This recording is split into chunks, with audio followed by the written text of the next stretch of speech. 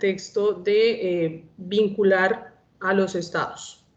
Esa idea de nación-estado, o esa idea de estado más bien, nace en 1648, cuando aparece una palabra que ustedes debieron identificar allí en la lectura, y es la igualdad soberana. Esa igualdad soberana trae consigo varias cosas. La igualdad soberana trae consigo, por ejemplo, el respeto por las fronteras. La igualdad soberana trae consigo el respeto por la igualdad entre los estados, queriendo significar que un estado, por más territorio que tenga, por más población que tenga, no es distinto a otro estado en la medida, en la calidad de ser estado, es decir, ese conglomerado social jurídicamente organizado y asentado sobre un territorio, bajo un poder político y con una soberanía definida, tanto interna como externa, pues eso lo tienen todos los estados. Estados Unidos es igual a Colombia, Colombia es igual a México, México es igual a Perú, entre otras. Ahora ya no con el partido de fútbol, porque ya no somos iguales a Ecuador, ¿cierto? Ecuador ya definitivamente nos pasó años luz en temas futbolísticos, pero en temas de estado todos los estados son iguales. Y esa igualdad soberana se representa en eso, en el respeto por las decisiones de los estados, es decir, ese punto al que llegamos hoy en día, en donde no debe existir intervención en asuntos internos de otro estado, es un punto de partida desde 1648. ¿Qué permitió la Paz de Westfalia? La Paz de Westfalia, pues, finalmente, como muchas de las estructuras de Estado, pone fin a un enfrentamiento de la Guerra de los 30 años, una guerra religiosa denominada una Guerra Santa, que venía consigo originándose precisamente por esa falta de poder o esa pérdida de poder que tenía la Iglesia, esa decadencia en la forma y en la estructuración de pensamiento bajo la fe católica, para diseñarla de una mejor manera, o más bien de una manera distinta a través de líneas disidentes como sería el calvinismo y el luteranismo. Con la Paz de Westfalia llega una nueva constitución entonces para el Sacro Imperio Romano Germánico. Ese Sacro Imperio Romano Germánico que en principio se estableció como una iniciativa para volver a conformar el Imperio Romano que venía desde épocas antiguas, pero que fracasó y que solamente se unió en el intento de ser sagrado. Pero llega una nueva constitución para el Sacro. Esa nueva constitución, ¿qué implica? Esa nueva constitución para el Sacro Imperio Romano Germánico implica una confederación de estados. Y esa confederación de estados, pues por supuesto, se va a manejar a nivel interno de la misma manera con España, con Alemania, con Portugal, con Italia, con todos los estados que le rodeaban. Entonces, hay un nuevo cambio, hay un cambio fronterizo, hay unas nuevas líneas de fronteras. Ustedes vieron allí, y espero que esté en sus trabajos, Francia cambia territorialmente porque gana Metz, gana Verdún y gana Alsacia, es decir, se compone de más territorio. España cede una parte del control territorial que tenía sobre las colonias holandesas, es decir, que pierde territorio. Pero el perder territorio significa en sí darle la posibilidad de emanciparse a otros estados. El hecho de que haya entregado las colonias holandesas pues da lugar a unos cambios territoriales, pero también a una emancipación de estados, es decir, al surgimiento de nuevos componentes territoriales dominados bajo un poder político y ya con una soberanía establecida. Suecia, por su parte, gana Pomerania y Suiza adquiere su independencia. Suiza, que venía en un proceso, por supuesto, de dicotomía distinto, pues llega a surgir y a volverse o a identificarse como Estado a nivel de los demás. Hoy en día, podríamos decir que con la Paz de Westfalia llega la independencia de los estados alemanes, llega la independencia de Suiza, llega la independencia de Países Bajos como Holanda, Aruba, Curazao, San Martín, entre otros, y eso da pie, por supuesto, a que la población no, a que el componente territorial cambie, a que el aspecto físico de Europa se modifique. Si bien veníamos de un componente territorial en donde había un imperio, vienen luego a surgir unas colonias independientes, arzobispados, ducados, principados. Eso era lo que estaba en juego con la Paz de Westfalia. Con la Paz de Westfalia entonces llega la consolidación de estos territorios. Desde un punto de vista estatal empiezan todos los estados a vincularse a través de tratados internacionales de hospitalidad, de amistad, de cooperación. Y a nivel Europa, pues empieza a enaltecer y a florecer otro aspecto completamente distinto. La población europea, tanto los que están en el Sacro Imperio Romano Germánico como los que están fuera de él, empiezan a tener participación desde el punto de vista subjetivo en el desarrollo de una religión propia, de un concepto propio de religión. Entonces ya no es una religión impuesta, que también es un cambio de pensamiento, y es lo que se denomina la libre autodeterminación de los pueblos. Entonces venimos con dos aspectos importantes. El primero, el aporte de la paz de Westfalia, la igualdad soberana. El segundo, la libre autodeterminación de los pueblos. La libre autodeterminación implica ¿qué? Que si bien yo me encuentro de un territorio, ya no estoy sometido al régimen de la religión que quisiera escoger el príncipe, el duque o el rey de ese territorio, o el jefe de gobierno, jefe de Estado, porque con la idea de Estado también llegan nuevas figuras jurídicas como el jefe de Estado, jefe de gobierno y la suprema autoridad. Y eso en los aspectos, o más bien en los estados en donde se permiten unos pensamientos republicanos y demócratas, es decir, en donde ya el pueblo será quien elija al gobernante, en donde el gobernante no sea impuesto. No en todos los territorios, porque si nos vamos al proceso de la democracia, pues la democracia surge de manera distinta en cada estado. Y la democracia no es 100% plena desde el punto de vista de la participación en ningún estado, pero sí empezamos a ver participación del pueblo. Y esa participación, por supuesto, es una apertura de pensamiento. Es como salir de la época del oscurantismo a precisamente consolidar hechos y consolidar ideas que van a hacer que un pueblo florezca, porque realmente lo que hace el esplendor de un pueblo es el cambio en sus ideas y en el cambio de su estructura mental. Y esto, por supuesto, es un avance grandísimo para la historia. ¿Por qué? Porque el pueblo empieza a participar con ideas que cambian, con ideas que cooperan y con ideas que desarrollan un Estado, porque su factor humano es elemental y fundamental para poder poner el otro elemento, que es el elemento formal. Para que haya un gobernante debe haber unos gobernados. Para que haya unos gobernados debe existir un líder natural o un gobernante que sea el que maneje los destinos de un Estado. Eso es una relación de poder muy necesaria. Entonces, al deponerse monarquías, al cambiar a aspectos ya de participación democrática, que por ejemplo fue lo que se hizo en Francia, España se queda un poquito relegado porque, como les explicaba, en un momento determinado el Sacro Imperio Romano Germánico, cuando después, como en el año 963, luego del 806 cuando fue fundado, se divide en tres. Y esa división tripartita que se hace entre tres hermanos va a marcar también los destinos de cómo se maneja la religión en Europa.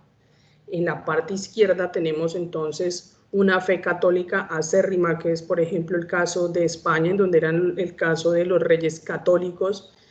Francia viene ya con un poco más de independencia. Italia, ya que queda en el centro, tiene una bifurcación de pensamiento, de participación un poco más liberada, pero también de sistemas políticos muchísimo más modernos de lo que pasaba en esta parte de Europa. Y por supuesto en la parte derecha, pues allí ya la fe católica se fue perdiendo. ¿Por qué? Porque cuando llegan estas corrientes ideológicas hasta ese punto, no es que no hayan alcanzado a llegar, que allá fueron otros los profetas, allá fueron otros los que lograron cambiar la tendencia de pensamiento. Y esto también tiene que ver con la forma en cómo la iglesia empezó a hacer expansiva sus ideas. Si hablamos de la época después de Jesucristo, lo que vienen a hacer los apóstoles es volverse unos, ¿cómo se llamaría? Unos representantes de la iglesia, y empiezan a llevar estas ideas católicas a varias partes del territorio, y empiezan a volverse, los discípulos empiezan a profetizar, por supuesto, la palabra y todas las vivencias que han tenido, y eso hace, por supuesto, que se inunde de pensamiento en cierta parte del territorio. En Europa ustedes verán entonces que en Alemania el pensamiento no es católico, eminentemente no es católico, ya está tirado un poquito más hacia el norte, al noroccidente de Europa, al nororiente, perdón, y eso va también de la mano con estos cambios estructurales, no solamente de pensamiento, sino también políticos, porque al cambiar el pensamiento también cambia la composición política. Entonces, al aparecer esta libre determinación, pues aparece también lo que se denomina la soberanía nacional. La soberanía desde el punto de vista de que reside en el pueblo, es decir, ese poder nacional, esa independencia territorial que le va a dar lugar a ciertas capacidades al Estado para comprometerse con otros estados. Y allí empieza entonces este margen de equilibrio entre los territorios. Con este margen de equilibrio, ¿qué pasa? ¿O qué es lo importante? Lo importante aquí es que al llegar el tercer punto, que sería la soberanía. Ya hablamos, por ejemplo, de la igualdad soberana, perdón. Hablamos de la libre autodeterminación de los pueblos y tendremos necesariamente que hablar de un nuevo orden legal. ¿Un nuevo orden legal para quién? Para el Sacro Imperio Romano Germánico, precisamente para que dejara de imponer sus ideas a los gobernados, y también precisamente un nuevo orden legal al dotar de una nueva constitución al Sacro Imperio Romano Germánico, y a que España, Suecia, Francia, entre otros muchos estados que se fueron creando, tuvieran el respeto precisamente por el tema de las fronteras. Al respetar las fronteras y al respetar la constitución del Sacro Imperio Romano Germánico, pues precisamente damos un pie de tranquilidad en el Estado, en el mundo. Y ese pie de tranquilidad en el mundo hace precisamente que no haya enfrentamientos. Y bueno, con todo eso, por supuesto, viene una cantidad de normas centralizadas entre Westfalia y unas descentralizadas entre Westfalia y entre el Sacro Imperio Romano Germánico, perdón, y lo que son los otros estados. Esa voluntad de cumplir precisamente lo que mantiene hoy vivas las ideas del derecho internacional público. El derecho internacional público no es un derecho impositivo, no es un derecho coercitivo, sino que es un derecho voluntario. Nace precisamente del derecho suave o del soft law, que en últimas implica el desarrollo del sostenimiento de las ideas y de la capacidad de cumplir únicamente a través de la voluntad de los estados. ¿Qué significa esto? Que la represión, la fuerza, la retorsión, que a nivel internacional es la presión que ejercen los estados, simplemente obedece a cuestiones de conveniencia política y administrativa de un estado. Es por eso que desde 1648 se mantuvo un orden de tranquilidad, por así decirlo, hasta 1789, porque en 1789 llega la Revolución Francesa. Cuando llega la Revolución Francesa, ustedes dirán, sí, pero eso fue en Francia. Claro. Pero resulta que con la Revolución Francesa hay un cambio estructural de pensamiento.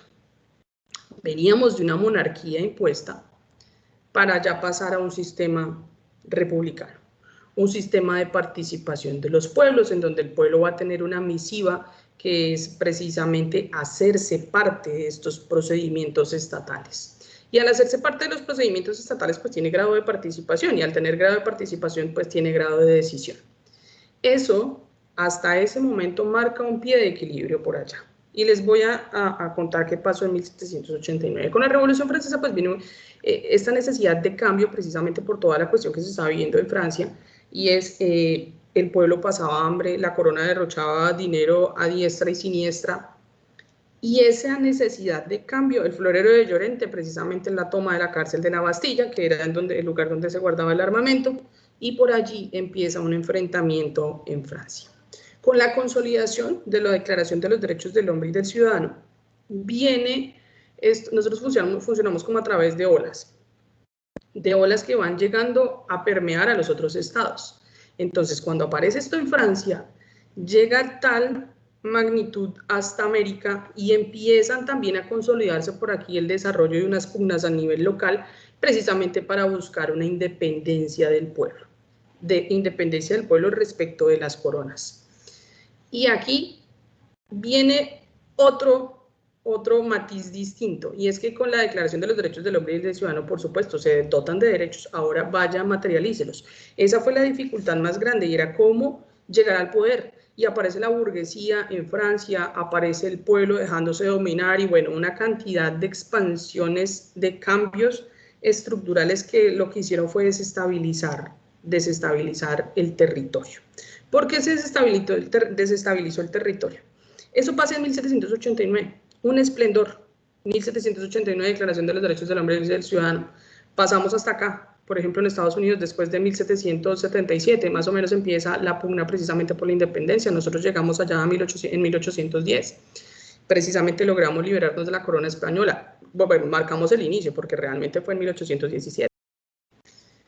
Y todo eso empieza a inundar estas nuevas ideas, cambios de pensamiento de sistemas de gobierno, cambia. Ya teníamos Estado, teníamos montados sistemas de gobierno, ya fuera monárquico, ya fuera absolutista, ya existiera despotismo, ya no, empiezan unos cambios. Pero esos cambios en Europa llegan más o menos hasta 1804-05, cuando aparece el pequeñito Napoleón, y este pequeñito empieza a avasallar territorios.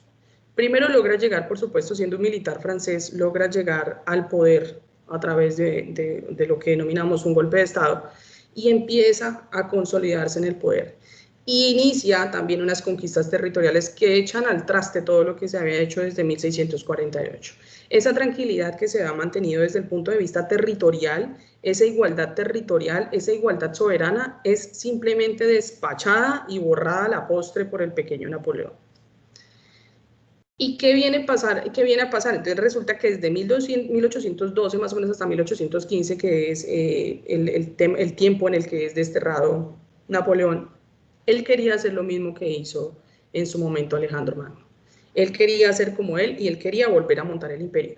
Y casi que lo consigue. Realmente para poderlo derrotar tuvieron que hacer una alianza que se denomina la Triple Alianza, la Alianza Santa, para poder desplazar entre los franceses, los que estaban en la disidencia de Napoleón, por supuesto. España no tuvo mucha participación, pero estuvo Suecia, estuvo Rusia, estuvo Austria, y empiezan a buscar derrocar a Napoleón precisamente porque coge y avasalla territorios.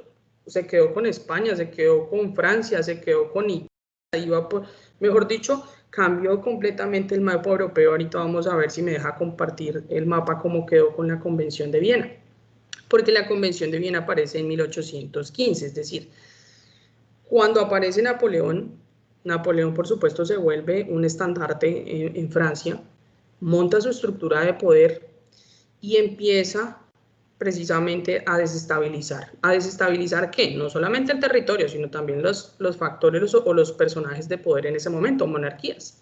Y si no eran monarquías, pues por lo menos también ya estaban zanjados como repúblicas, que era lo que venía pasando en Francia. Ya Francia estaba organizada en forma de república, ya no era una monarquía.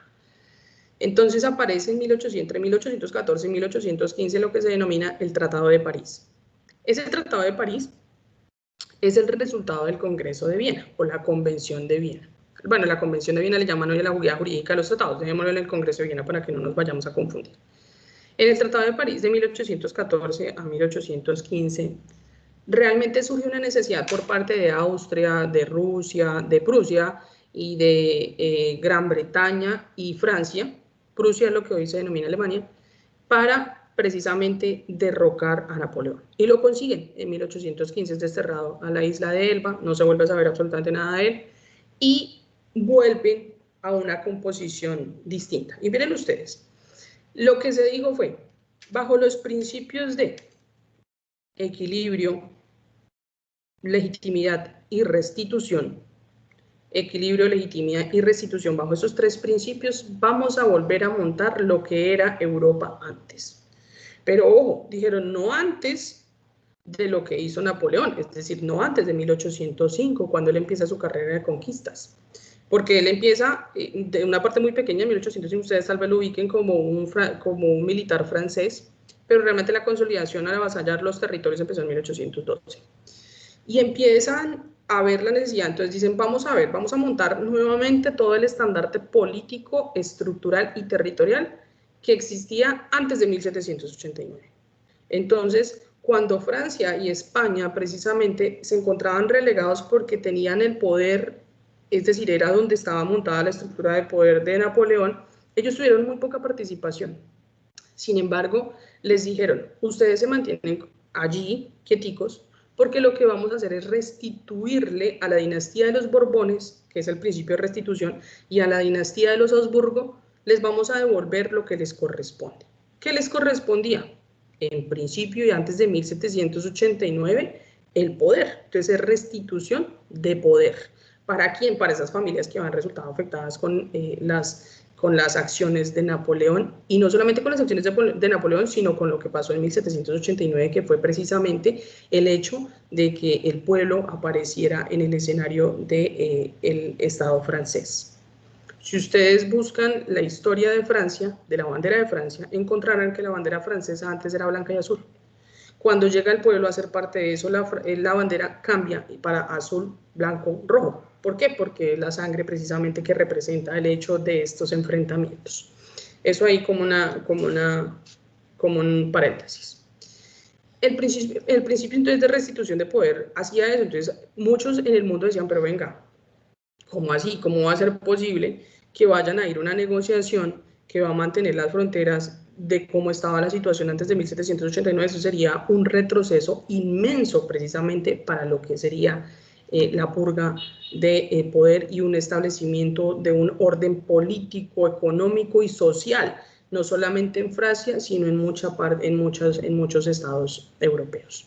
Rusia quería quedarse con la máxima de terreno, por así decirlo, se lo impedía Prusia. Gran Bretaña también quería, por supuesto, otro tipo de control, y Austria pues venía en una época ya de lo que era el imperio austro-húngaro, venía formándose, y eso por supuesto hizo que estos estados, a través de esa sexta coalición o la Santa Alianza, decidieran forjarse enfrentamientos para desplazar a Napoleón. Bajo el principio de legitimidad, entonces dicen, bueno, bajo el principio de legitimidad quiere decir que usted, siendo el dueño legítimo de los terrenos, pues será usted quien deba estar nuevamente en el poder. Entonces le vamos a poner legitimidad a las fronteras y vamos a cambiar el mapa europeo, y el mapa europeo por supuesto vuelve y cambia con la Convención de Viena o el Congreso de Viena y el Tratado de París. Y bajo el principio de equilibrio vamos a manejar un tema en donde la Confederación Alemana, que tenía 38 estados miembros, que es algo así como un Sacro Imperio Romano Germánico, imagínense, ya aquí no existía, porque lo que hizo Napoleón en 1806 fue que ya el Sacro Imperio Romano Germánico, Francisco II abdicó, dijo no voy más, desapareció el Sacro Imperio Romano Germánico, entonces precisamente pues allí surgen estos estados, pero todo esto fue luego nuevamente conquistado por Napoleón. Y entonces bajo ese principio de equilibrio se buscaba devolverle la confianza a lo que era la Confederación de Estados. Entonces la Confederación Alemana reúne 38 estados y logran precisamente esta composición o este estado compuesto para hacerse un poco más robusto respecto de los otros, porque cuando desaparece el Sacro Imperio Romano Germánico y otras estructuras, pues nacen estados muy pequeños, y veníamos acostumbrados, pues en la historia veníamos acostumbrados a unas extensiones territoriales bastante amplias, y eso por supuesto era lo que se esperaba volver a montar luego del Tratado de París. Este Tratado de París de 1814-1815 realmente fracasa no tanto en el intento de la restitución, porque lo vuelven a hacer, pero ya era muy difícil porque ya habían ideas de ilustración distintas, era una época de expansión de pensamiento, entonces no fue tan fácil volver a eso. Lo único sí fue que se logró derrocar en el poder a Napoleón. Napoleón desaparece en 1815 y realmente en Europa vienen a manejarse relaciones de independencia en cada uno de los estados. Cada uno de los estados va viendo cómo va saliendo adelante a través de su población y a través del territorio que tenían. Los que no tuvieron ningún problema pues siguieron, se les restablecieron sus fronteras. Fue muy difícil restablecerle a los franceses, a los reyes católicos, y se les restableció el territorio momentáneamente, pero vienen cambios, pugnas internas. Esas pugnas internas era lo que yo les comentaba después de 1789. Al ver que la sublevación del pueblo funciona como una medida de cambio, pues empieza el pueblo precisamente a generar este tipo de impactos a nivel sectorial, es decir, a nivel nacional. Ya no hay enfrentamientos entre estados, sino que ya nos preocupamos por una relación de poder a nivel local. Entonces los enfrentamientos vienen siendo locales. Lo que pasa en América, lo que pasa en Europa, es precisamente el sostenimiento de los estados a que había lugar para luego poder ahí sí dinamizarlos en el orden internacional. Y todo eso se mantiene, por así decirlo, en un margen de quietud. Cada estado viene con su proceso de consolidación en el gobierno, con unas fases, por supuesto, de desarrollo para la población. Esa libre autodeterminación que aparece en 1648 pues va a dar lugar precisamente a la imposición de nuevas ideas y de nuevos sistemas de tipo local. Entonces viene cada uno con su proceso hasta que aparece lo que podríamos denominar, lo que la historia moderna se denomina la Primera Guerra Mundial. Entonces ya nos vamos acercando un poquito y me dicen si voy bastante rápido. Si tienen alguna pregunta, por favor, háganla, que desde que yo sepa, se contesta. ¿No? Hoy no hay preguntas. Eric. Profe. Señor. Profe, yo tengo una pregunta. ¿Me puede recordar cuál fue la conexión entre el Congreso de Viena y la Primera Guerra Mundial? Que me perdí un momentico. Ninguna. Ninguna, pero voy a tomar. No hay ninguna conexión entre el Congreso de Viena y la Primera Guerra Mundial, más que el Tratado de París viene siendo igual que un Tratado de Versalles, es decir, Congreso de Viena termina con un tratado que se llama Tratado de París, Primera Guerra Mundial termina con el Tratado de Versalles, pero no hay conexión que permita distinguir cambios territoriales del Congreso de Viena a la Primera Guerra Mundial, no hay tal conexión. Oscar, ¿me vas a preguntar algo? Profe. Señor, ok. ¿Quién va a preguntar? Levanten la mano, por favor, cuando vaya. Sí, señora. No me aparece la mano, profe. Bueno. ¿No le aparece la manito? No, señora. Bueno, entonces pregunta. Profe, entonces en ese tiempo las disputas y las cuestiones religiosas no se pueden resolver, ¿cierto? No. Es decir, se resuelven con la paz de Westfalia. Pero de ahí en adelante, cada estado hace su proceso solito.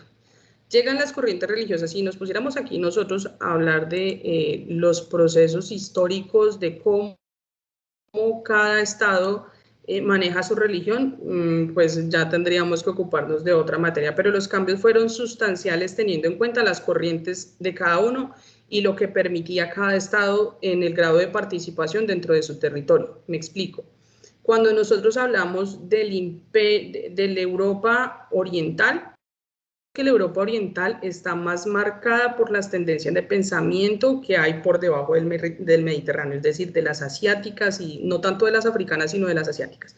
Eso significa que hacia allá vamos a manejar otra tendencia de pensamiento. Cada estado viene con su proceso de independencia, como les decía, cada estado empieza a manejar su sistema político también a través de un sistema religioso y vienen precisamente más preocupados por la consolidación de poder a nivel local que a nivel internacional. A nivel internacional hablamos de la Paz de Westfalia, que hace una participación extensiva a casi todos los estados de Europa, y ya pasamos a la Primera Guerra Mundial. El Congreso viene simplemente para poderlos conectar en lo que pasó en los cambios, que venían surgiendo en Europa y que aparecen después de 1789, que fue la Revolución Francesa y la Declaración de los Derechos del Hombre y del Ciudadano.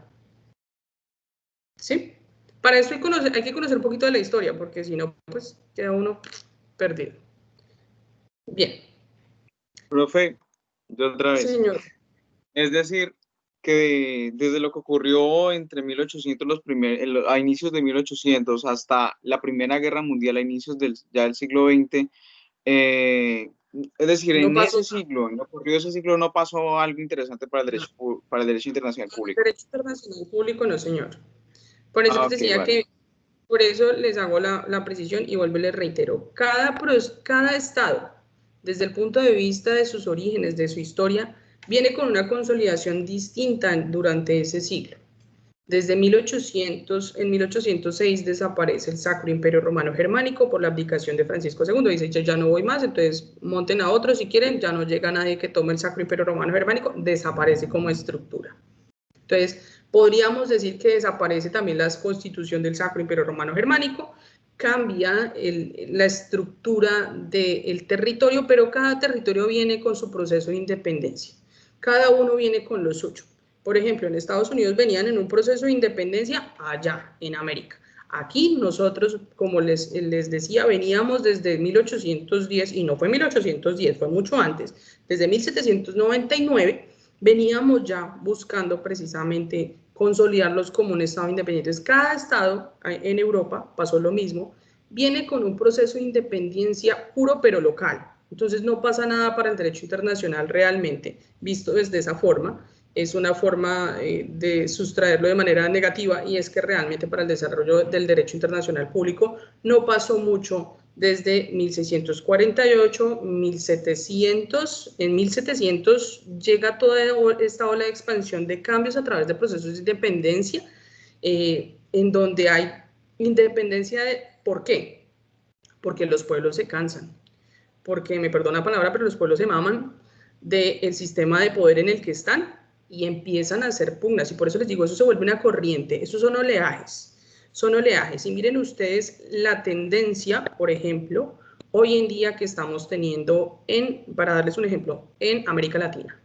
En América Latina venimos de un cambio de pensamiento de derecha, y por lo general los sistemas de gobierno se manejan así, de ultraderecha, a centro, izquierda, de izquierda, centro, derecha. Volvemos, vamos y volvemos.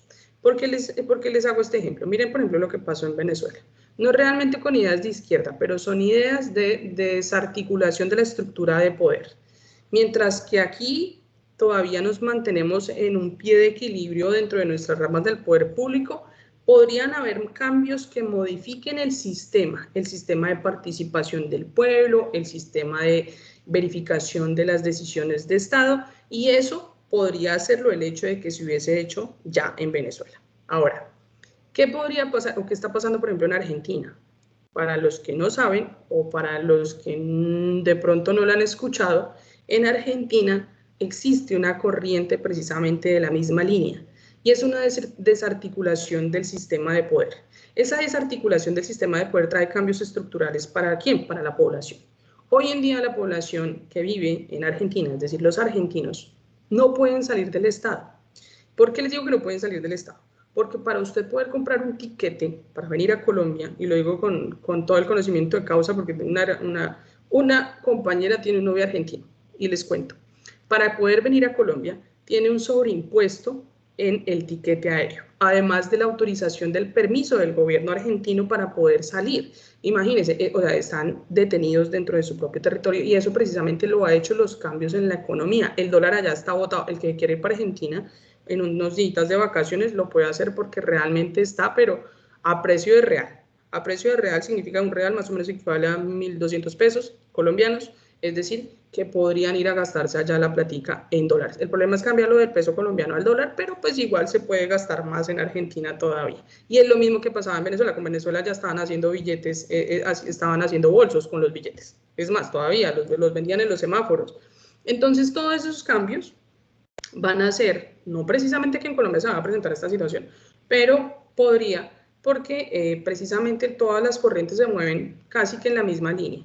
Y en Europa, pues eso fue lo que pasó precisamente de 1648 a 1700, 1800, y es que realmente no existieron estos cambios, sino que iban agotando las ideas conforme van llegando de otro lado, y van haciendo un proceso de independencia precisamente para garantizar el principio de legitimidad, es decir, quién se queda en el poder, cómo se queda en el poder, para poder luego sí hablar de sistemas jurídicos sostenibles. De resto, pues no pasa mucho para el derecho internacional público. Entonces vamos a la Primera Guerra Mundial para poder avanzar y ponernos un poquito más en contexto del derecho internacional público. La Primera Guerra Mundial, pues ustedes ya saben más de historia que yo, de 1914 a 1918. Para algunos 1919, pero es 1918. Aparecen unos enfrentamientos en donde se hacen partícipes, no la mayoría, podríamos decir que la mayoría de estados del mundo. Y eso hace que fuera la Primera Guerra Mundial. Mundial porque involucró al mundo. Y eso es lo que nos distancia de la Tercera Guerra Mundial. Todavía no está involucrado el mundo.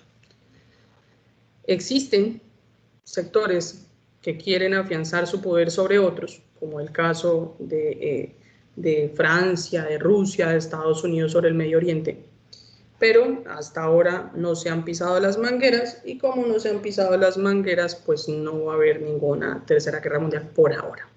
¿Podría ocasionarse en cualquier momento? Sí. Eso fue lo que pasó con la Primera Guerra Mundial. Recuerden que fue una sola cosita, un florero de Llorente, que a mí me causó curiosidad cuando hablamos de la historia colombiana, indicar que fue el florero de Llorente, el que no le hayan prestado al florero, lo que desencadenó esos enfrentamientos cuando era que ya la gente venía, ¿cómo se llama esto? En caliente, ya era como, estaba cansada, ¿no? Estaba deteriorada, y eso precisamente hace que haya enfrentamientos. Entonces, con el asesinato del archiduque, que era el que iba a suceder en el trono, precisamente por eso lo asesina, para que no llegara al trono, y manejara el imperio austrohúngaro, aquí ya hay un montaje de imperios, ¿no? Entonces, como les decía, como venían en esa consolidación de independencia cada uno de los estados, pues también venía ya el imperio alemán en existencia, el imperio austrohúngaro, el imperio otomano, y esto hizo, por supuesto, que esa fuera, por así decirlo, la consolidación de poder que se enfrentó precisamente entre la Triple Alianza y el Triple Entente, que fue lo que le dio lugar precisamente a estos enfrentamientos, o tiene estos actores como partícipes, podríamos entender como los más grandes, porque por supuesto, por ejemplo, Colombia coadyuvó a la Primera Guerra Mundial, pero pues realmente no aparecemos sino como unos colaboradores de del Triple Entente. Viene entonces la Triple Alianza, el Imperio Alemán, consolidado por supuesto un territorio bastante grande, el Imperio Austrohúngaro, que era el archiduque, era el que iba a llegar allá a manejar el Imperio Austrohúngaro. Los demás dijeron, no, ya no queremos un sistema imperialista, vamos a montar otro y vamos a manejar la independencia, por eso mandan a un serbio a asesinar al archiduque. Entonces el serbio precisamente luego sería ubicado, entonces dijeron, ah, bueno, entonces si nos vamos a apoderar, ahora sí nos vamos a apoderar de Serbia. Entonces empieza toda una contienda allí, empieza Alemania, se mete a conquistar a Portugal, entonces luego ahí lo defiende Francia, perdón, Rusia, y por allí se arma la hecatombe. Entonces el imperio alemán en la triple alianza, el imperio alemán, el imperio austrohúngaro, el imperio otomano, que es lo que queda en el oriente, y en una partecita muy pequeñita, lo que es Bulgaria, empiezan estos enfrentamientos con el triple entente, que ya es el Reino Unido, Francia, el imperio ruso, y a ellos se une Italia, Japón y Estados Unidos. Italia y Japón al principio estaban en la Triple Alianza, luego se torcieron y se fueron para el Triple Entente. Pero bueno, este desarrollo y estos partícipes son importantes. En el Triple Entente, el Reino Unido, les repito, Francia y el Imperio Ruso. Japón, Estados Unidos e Italia, que al principio estaba allá con Bulgaria, pero luego se viene para acá. ¿Qué pasa con estos sectores que se enfrentan, o con estos estados que se enfrentan, o con estos imperios que se enfrentan? Con la Primera Guerra Mundial, cuando se termina con el Tratado de Versalles en 1918, aunque él data de 1919, viene primero la responsabilidad, ¿cierto?, del Imperio Alemán.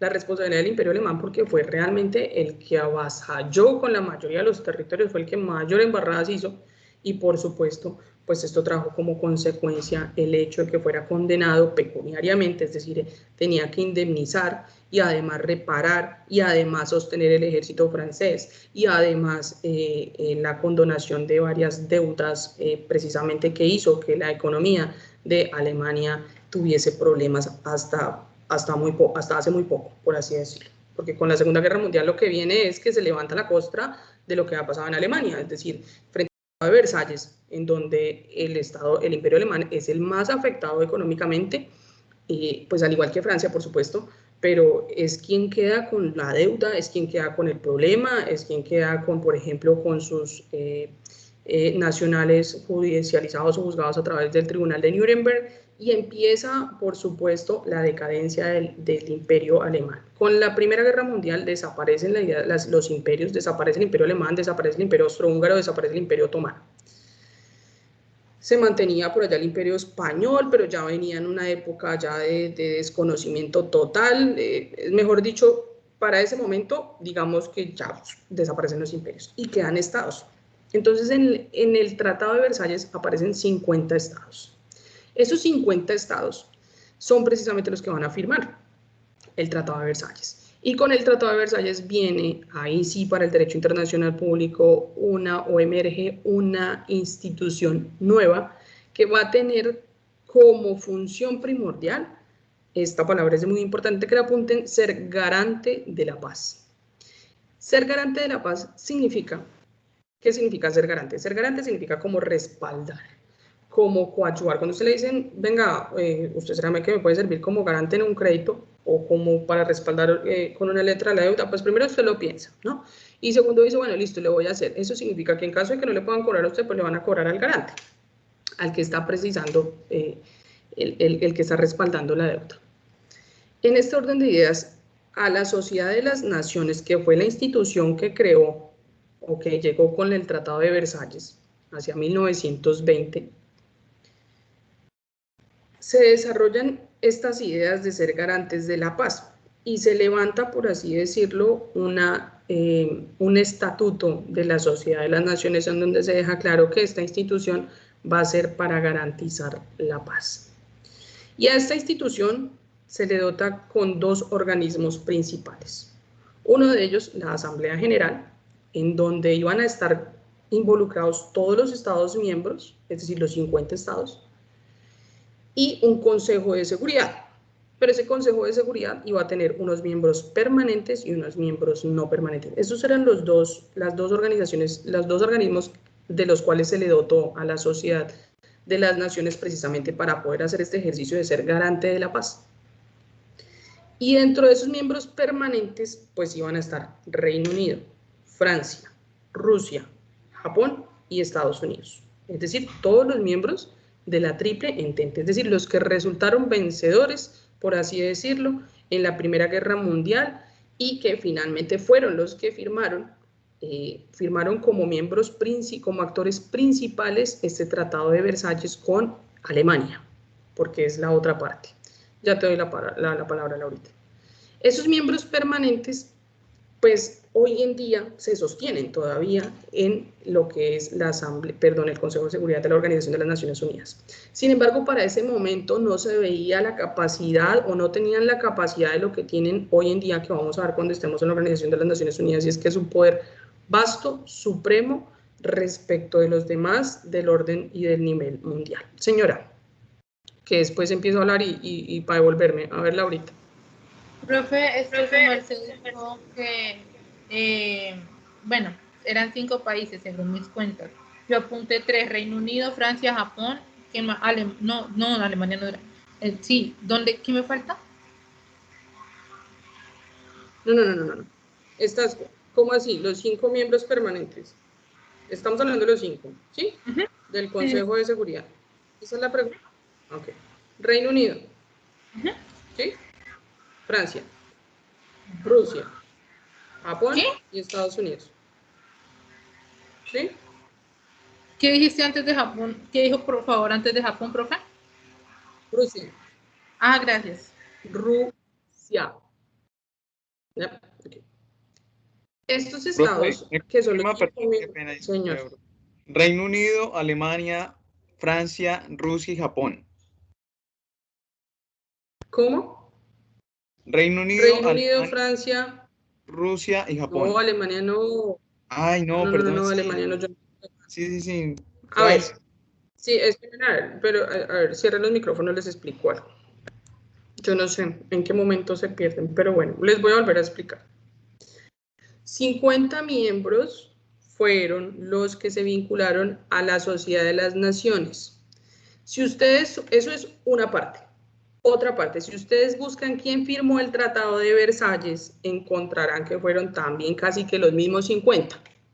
¿Con quiénes firman el Tratado de Versalles? Por una parte Alemania y por el otro todos los estados del mundo que hacían parte de ese Tratado de Versalles. Esa es la importancia precisamente para el nivel del derecho internacional. Ahora, otra cosa es quienes hacen parte del Consejo de Seguridad de la Sociedad de las Naciones que se creó en 1920 como producto de que los estados en el Tratado de Versalles verificaran la necesidad de crear una institución que garantizara la paz. O sea, son 3 cosas distintas. Uno de los que firmaron el Tratado de Versalles, otro de los que hacen parte de la Sociedad de la Liga de las Naciones, que son casi los mismos, y otro, los miembros del Consejo de Seguridad, que es uno de los organismos de los cuales se le dotó a la Sociedad de la Liga de las Naciones para que hicieran parte precisamente de esa garantía de paz. Y como ven ustedes, se los menciono porque estos 5 todavía guardan su espacio de importancia en la Organización de las Naciones Unidas. Hoy en día, ONU, no estamos hablando todavía de ONU, estamos en la Sociedad o Liga de las Naciones. ¿Sí está claro hasta allí? ¿O de pronto tienen alguna duda? ¿Sí? ¿Ya? ¿Mejor? Bien, perfecto, gracias. Gracias porque eso me hace entender que a veces mis disertaciones también son un poco equivocadas porque uno tiene toda la información aquí. El problema es transmitir esa información en el mejor de los casos cuando están concentrados. Cuando no, pues uno siente ahí sí que realmente no está haciendo ningún ejercicio realmente. Bien. Entonces, como les decía, esos miembros permanentes hoy en día tienen un grado de participación muy importante en las Naciones Unidas. Para ese momento no. Para ese momento no estaba muy visible. ¿Por qué? Porque cuando hablamos de garantes resulta que a distancia, a diferencia de lo que pasa hoy en día en la ONU, cuando se crea la Sociedad o la Liga de las Naciones precisamente para garantizar la paz, pues no se le dan las herramientas jurídicas ni a la Asamblea General ni al Consejo de Seguridad precisamente para poder evitar unos segundos enfrentamientos. El poder de retorsión o de aplicación de las represalias no era un factor que se le atribuyera a la Sociedad de las Naciones. Entonces, si usted no puede reprimir, si no puede conminar, si no existe un mecanismo válido para que se cumplan los tratados internacionales, pues simplemente podríamos decir que adoleciendo de ese aspecto, pues difícilmente se podría llegar a que usted se mantenga en lo correcto. Y eso, por supuesto, hace que fracase, por así decirlo, en su intento de garantizar la paz. Se llega así, se le entrega un poder de retorsión, pero ese poder de retorsión es mínimo en el grado de participación respecto de los estados. Llegamos a una figura que sí es importante y que se mantiene hoy en día, y es la figura del arbitraje. La figura del arbitraje ya como una forma de solución alternativa a los conflictos, que eso lo veremos ya cuando estemos en los mecanismos, es decir, en la solución de las controversias, y es que es una válida de resolver los conflictos. ¿Y para qué un árbitro? Resulta que en cualquier aspecto de discusión, ya voy Laura, en cualquier aspecto de discusión siempre necesitamos validar a través de una decisión de un tercero. El arbitraje en un sistema dispositivo de arreglo de controversias significa que va a llegar una persona, en este caso un estado imparcial, a darle luces a ver quién tiene la razón. Entonces, si por ejemplo nosotros estamos en una discusión, por ejemplo, nosotros podemos ser conciliadores hoy en día y nosotros podemos mediar en muchas situaciones. Y les voy a poner un ejemplo mínimo y macro que tal vez parezca absurdo, pero es una figura de arbitraje. Cuando hay una discusión digamos que entre amigos para no hacerlo sentimental, pues normalmente uno como amigo va y le cuenta sus tristezas a otro. Y el otro puede ser que coincida también y le cuente al mismo. Si le cuenta a otro se nos daña el ejemplo porque ya serían 4. Entonces va ese amigo y dice, venga, pero es que él no me contó a mí eso. Él me dijo otra cosa. Yo creo que lo que ustedes deberían hacer es hablar porque él me dijo esto y esto, y tal vez usted se confundió. Y empieza a tratar de mediar y de solucionar.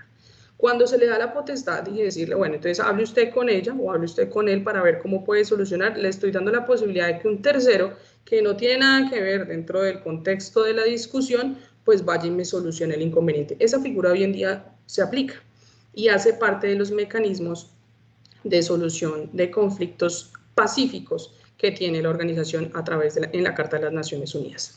Bien, entonces aparece también un criterio de igualdad soberana que lo que busca precisamente es, volvemos a la misma cuestión de Westfalia, respeto por las fronteras, respeto por las decisiones internas de cada estado, igualdad en el margen de sus relaciones jurídicas negociales, igualdad para todo el pueblo, permisos para ingresar, salir del país, todo eso, por supuesto, aunado a este pie de igualdad soberana, porque todos se constituían ya en estados, la mayoría del territorio estaba compuesta o está compuesta de estados, y para ese momento precisamente se crea la Sociedad de las Naciones Unidas. Esa sociedad fracasa en su intento de garantizar la paz, precisamente porque el que ser garante sin instrumentos, pues muy difícil, muy difícil. Esos instrumentos llegan con la Organización de las Naciones Unidas en 1945. Entonces, vamos a la Segunda Guerra Mundial. ¿Qué pasó en la Segunda Guerra Mundial? En la Segunda Guerra Mundial de 1939 a 1945, es decir, 20 años después, ¿cierto? Como 20, sí, 1918, como 20 años después, viene un segundo enfrentamiento mundial. Participación de casi todos los actores del mundo, ¿cierto? Y con esos actores precisamente participando allí, ante el fracaso de la Sociedad de las Naciones o la Liga de las Naciones Unidas, pues se observa que tal vez dotando de instrumentos válidos de represión y de retorsión a esta organización internacional, en la cual se involucran también la mayoría de también son 50 estados originarios o 50 estados miembros que son los que participaron en la Conferencia de San Francisco de 1945. Aparecen allí, de 1942, aparecen allí esta necesidad de que todos los estados se empiecen a vincular a las Naciones Unidas. Y es que hoy en día la organización, alguien preguntaba que ya ¿cuántos miembros hay en la Organización de las Naciones Unidas? Pues están casi todos los estados del mundo. Cuando se contabilizó eran 193 sin el Estado del Vaticano, porque es un estado observador, más Palestina, entre otras, pero eso va cambiando y se va modificando porque algunos entran y salen pues a conveniencia de cada estado. Pero no es un sistema automático en donde usted renuncia a la ONU, sale inmediatamente, sino que tiene unos efectos a posteriori 2 años después de la denuncia del tratado, pero eso lo veremos más adelante. Pero para contarles la diferencia de lo que pasó con la Liga de la Sociedad de las Naciones, con la Organización de las Naciones Unidas, viene un aspecto muy importante. Yo no les había cambiado de diapositiva, ¿cierto? Qué pena. Todo esto ya lo vimos. Revolución Francesa, monarquías absolutas, ya ahorita pasamos allá. Esta diapositiva está colgada, se llama Derecho Internacional Público, está colgada en todos los archivos que les subí en Teams. Eso ya lo vimos. También desaparece la era imperial. Sí, perfecto. Entonces vamos aquí a la Segunda de las Naciones Unidas. Qué pena que los estaba ya todavía. Van a salir soñando con la paz de Westfalia, pero bien, aquí está. Sucede entonces que la Organización de las Naciones Unidas, a diferencia de lo que pasaba en la sociedad, llega precisamente robustecida, llega fuerte y llega operando de manera distinta a la sociedad. Es decir, del fracaso también se aprende y con ese fracaso viene una estructuración del derecho internacional impresionante que es la Organización de las Naciones Unidas. Como su palabra lo indica, es una organización que une a las naciones y las une a través de unos principios y unos propósitos generales.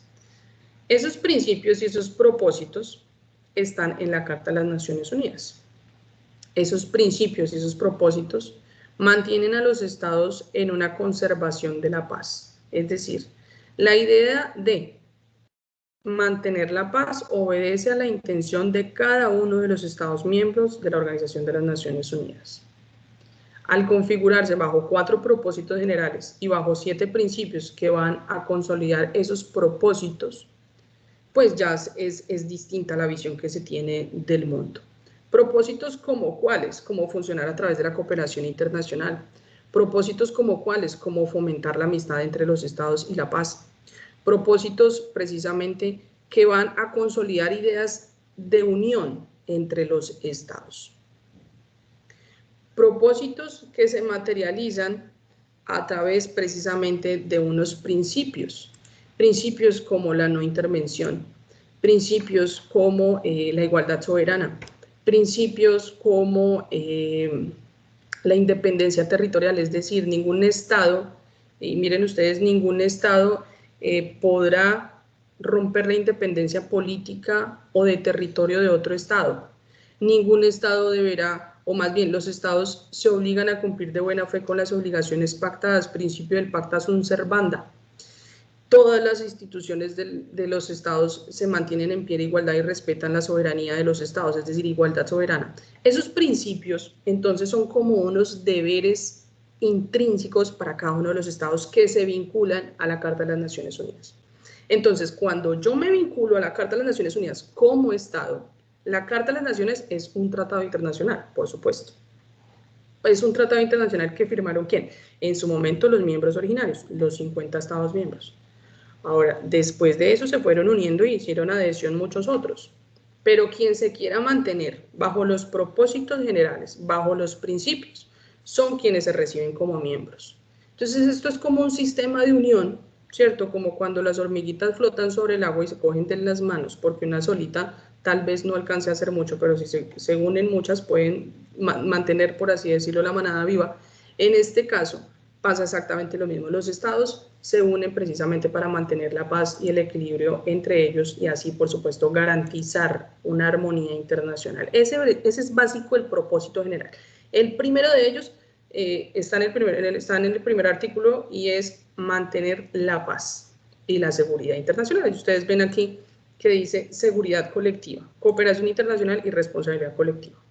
Básicamente les voy a explicar de qué trata cada uno. Ya ahorita tal vez me devuelva o ahorita les comparto en la Carta de las Naciones Unidas cuáles son esos propósitos y cuáles son esos principios. Laura, señora.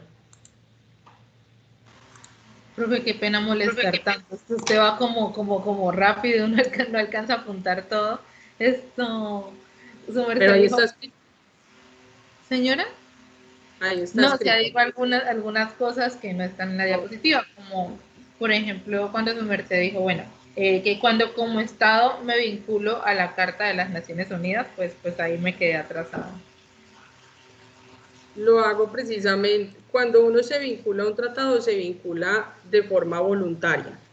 Y el cumplimiento de ese tratado también marca mi voluntad de cumplir.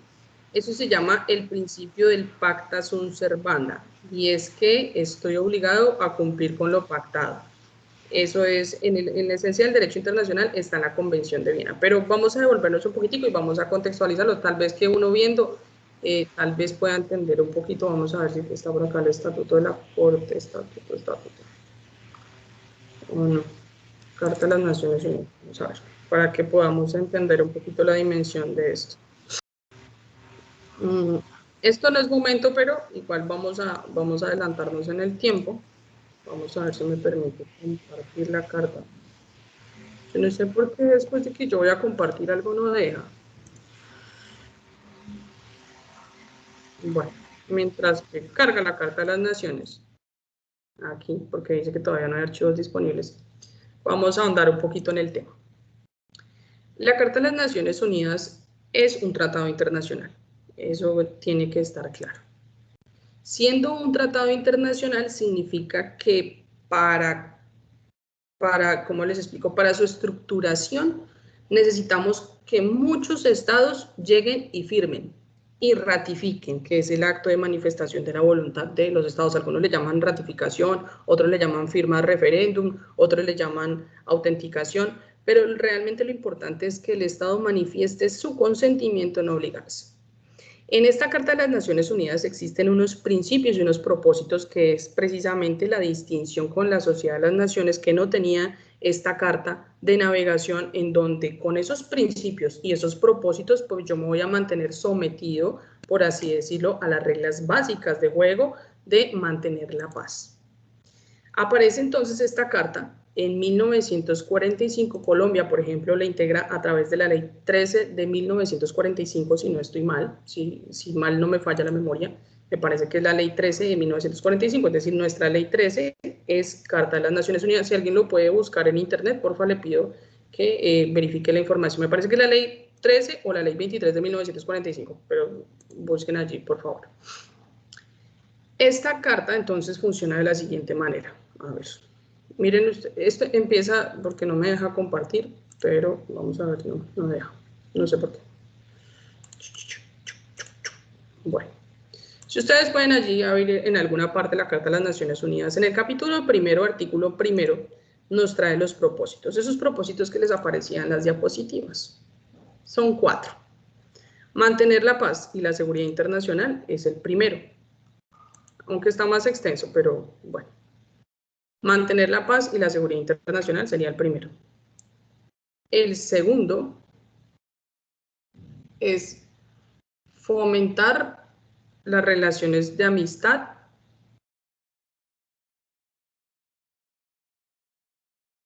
basadas en el respeto y en la igualdad entre los estados.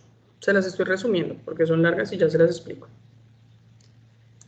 La tercera es realizar cooperación internacional. Les repito, la primera, mantener la paz y la seguridad internacional. Propósitos de la Carta de las Naciones Unidas. Mantener la paz y la seguridad internacional. Segundo, fomentar entre las naciones o entre los estados relaciones de amistad bajo los principios de igualdad y respeto.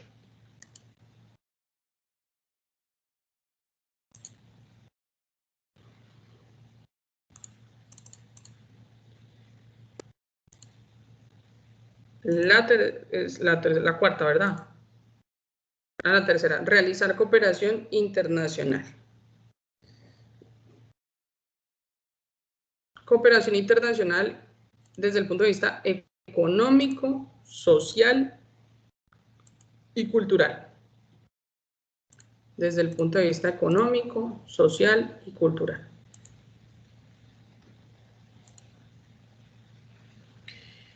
Y cuarto propósito, servir de centro que armonice los esfuerzos de las naciones para alcanzar estos propósitos. Por eso era que no aparece en la diapositiva, pero bueno.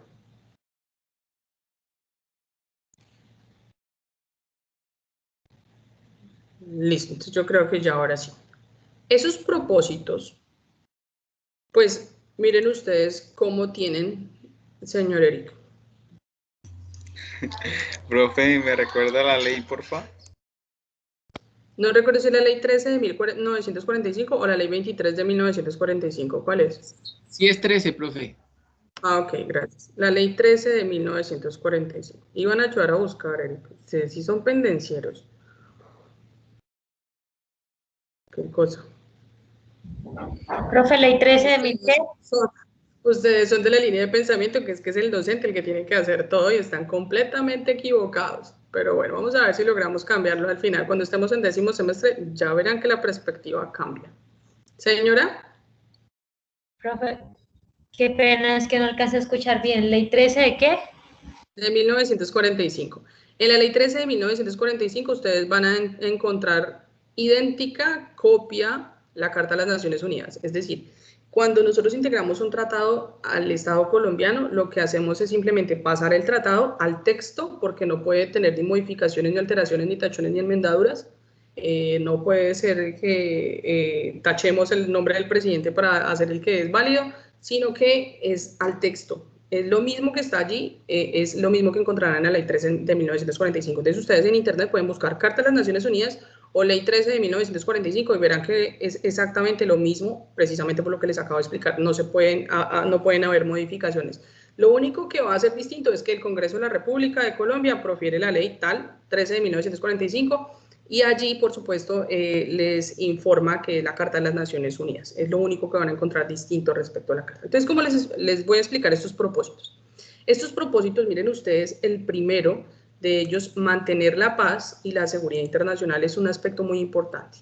Cuando hablamos de paz a nivel mundial, como dicen las reinas de belleza, yo quisiera la paz mundial para todos, pues obviamente eso va a generar un aspecto de tranquilidad entre los estados.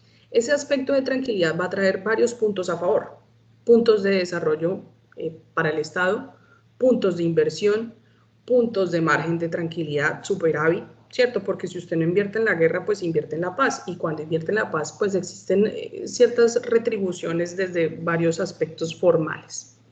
Es por eso que nosotros tal vez nos hemos sumido un poquito en un estado de quietud, y es porque no hemos tenido de pronto ni el dinero, ni tenemos la capacidad de ser autosostenibles, y tal vez nuestro desarrollo económico no ha dado o no le han hecho la explotación suficiente, porque realmente somos un estado que produce absolutamente de todo, pero tampoco podemos guardarnos y resguardarnos en ser un estado autócrata, autosuficiente por sí mismo, porque necesitamos de las relaciones con otros. Es decir, nosotros en el mundo necesitamos de interacción con los estados.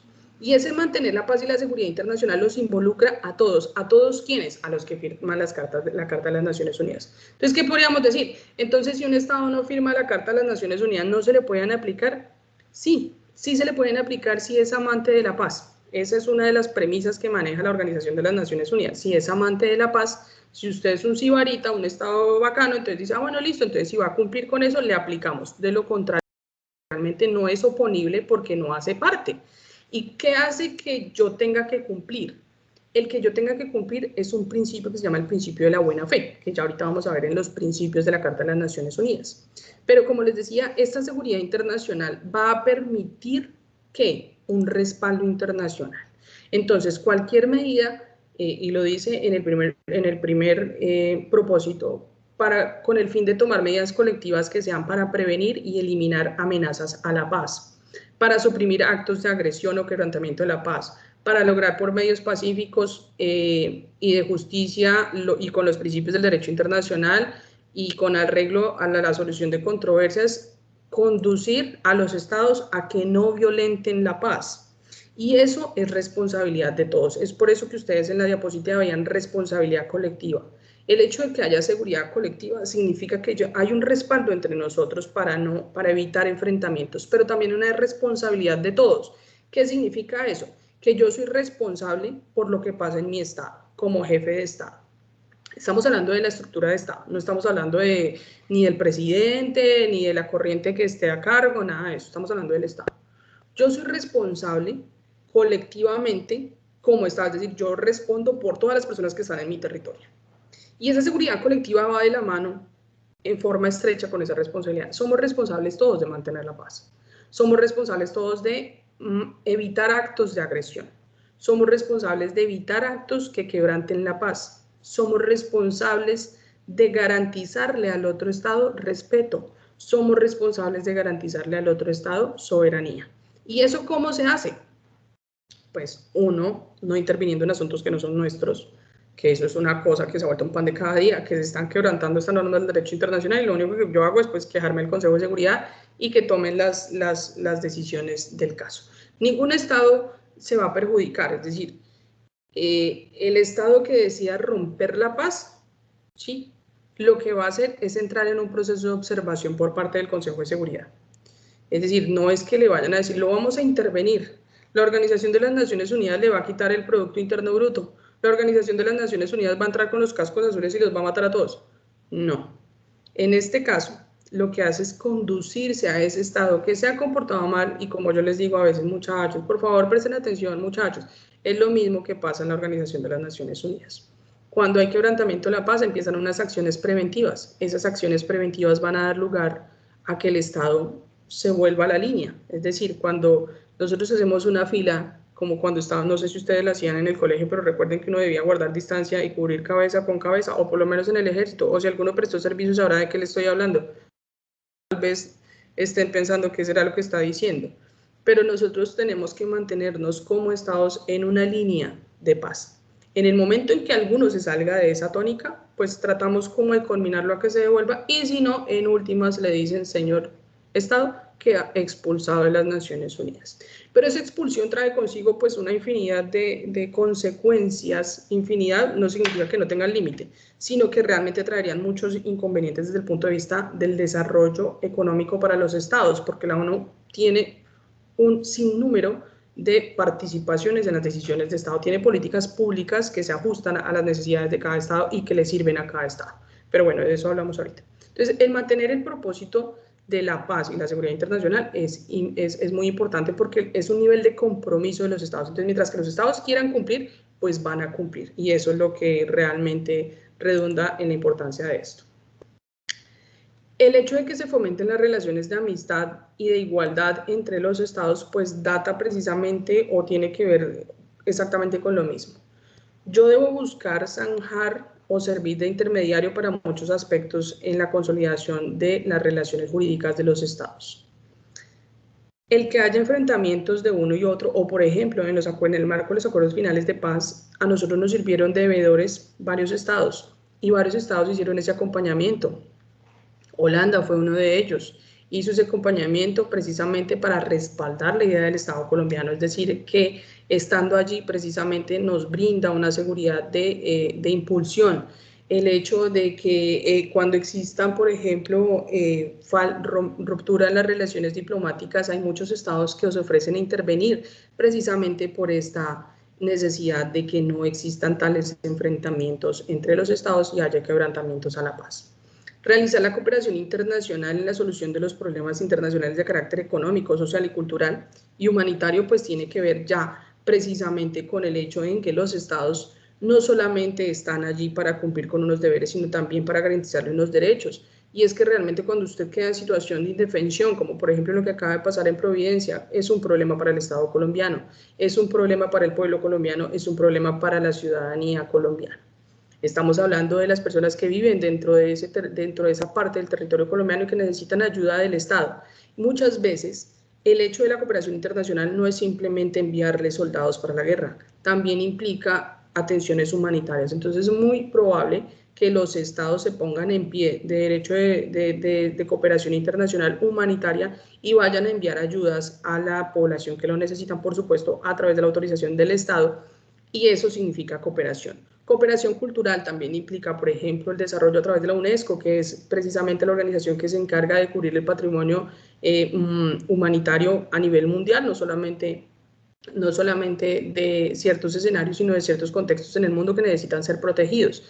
Y eso, por supuesto, trae consigo desarrollo para los estados o trae una parte como de tranquilidad o de prosperidad. Casi siempre que hay un desastre natural, los estados entran a apoyar a través de ayudas humanitarias y que, por supuesto, marcan la emergencia económica de un estado que va a implicar la necesidad de cooperación por parte de otro estado, de otros estados. Lo mismo desde el punto de vista social.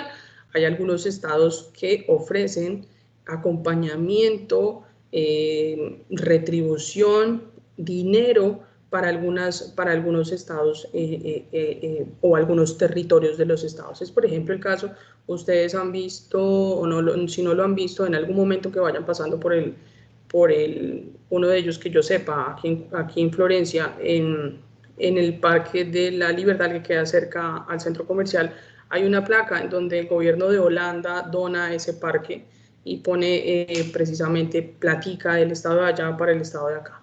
Eso implica, por supuesto, desarrollo de cooperación entre los estados y aquí, por ejemplo, nuestros gobernantes tienen todo el respaldo de organizaciones internacionales, tanto así, por ejemplo, las Naciones Unidas, pero creo que no se han hecho los mejores, no se ha cumplido con las mayores necesidades de esto.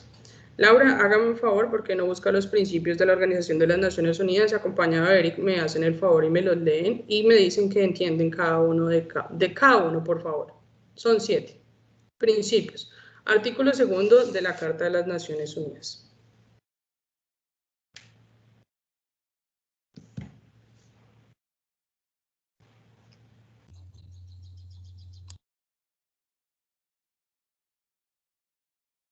Ya está cargando, profe. Espero que le carguen el mundo de las ideas. Listo, profe, dice. Es el artículo 2 de la carta, ¿verdad? ¿Dónde están los fines Sí, o principios? Dice, para la realización de los propósitos consignados en el artículo 1, la organización y sus miembros procederán de acuerdo con los siguientes principios.